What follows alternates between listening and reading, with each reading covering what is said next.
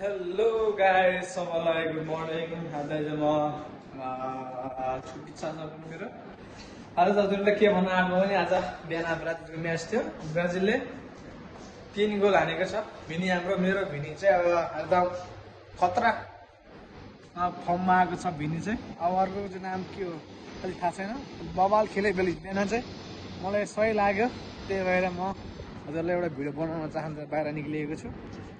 अहिले चाहिँ घाम लागिसक्यो। अहिलेको यता 12 बजिसकेको छ।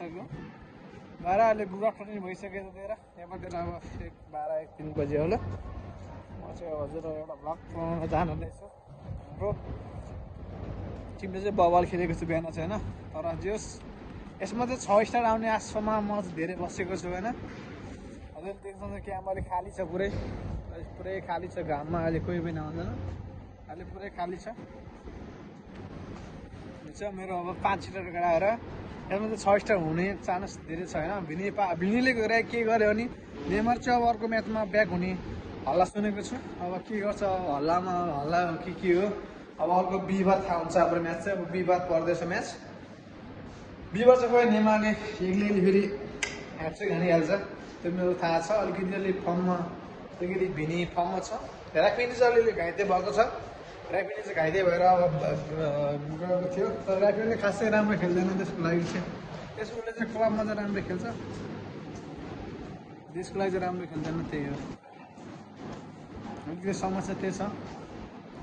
देशको लागि के गर्नु पर्यो राफिनी। ब्राजिल खेल्नेहरू यो बार्सिलोनाको राफिनी हो भन्छ क्या होइन। त्यसको त अलिक फर्म राम्रो छैन है देशको लागि चाहिँ। अब उसको क्लबमा चाहिँ राम्रो खेल्छ।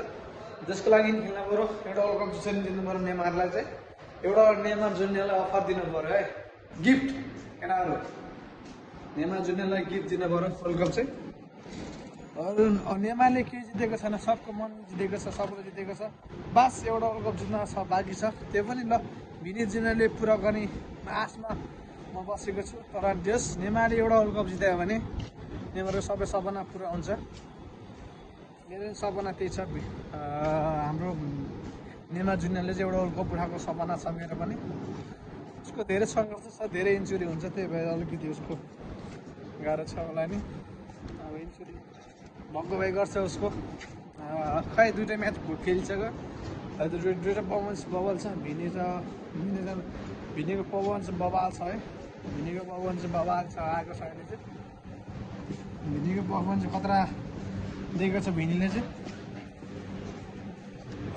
मैले चाहिँ ब्राजिलको फ्यान। अब हिजो चाहिँ आज चाहिँ यो लाएर खेलेको थियो, धेरै खुसी लाग्यो मलाई चाहिँ होइन। मलाई चाहिँ धेरै खुसी लागेको छ यो लाएर खेल्यो।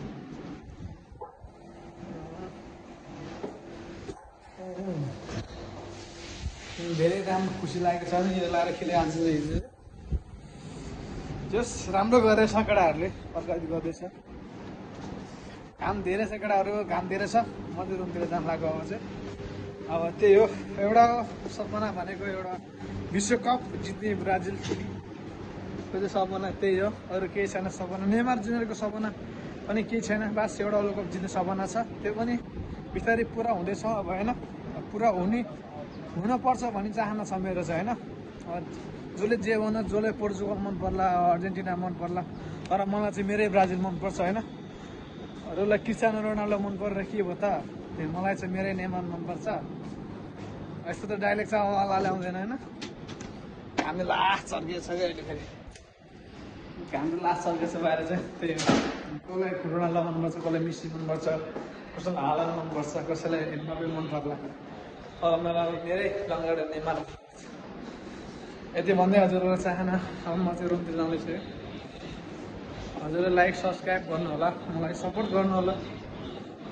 म हजुरलाई सपोर्ट गर्नेछु। यो चाहिँ अब बिजी बनाएर म्याच छ, हजुरलाई दामी लाग्यो कि लागेन कमेन्ट गर्नु होला।